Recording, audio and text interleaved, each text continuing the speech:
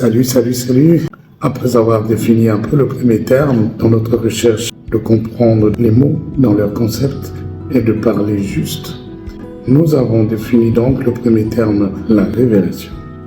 Nous avions dit que son révéler signifiait ôter le voile.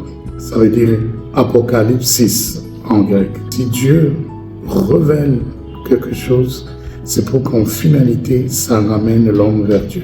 Donc, la révélation est progressive, mais elle trouve sa plénitude en Jésus-Christ.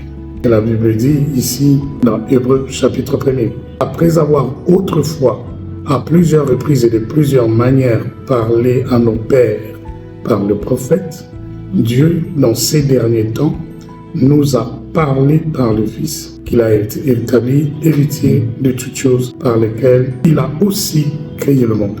Déjà, cette phrase de l'écrivain des Hébreux nous fixe Jésus comme la borne de la plénitude de la révélation de Dieu.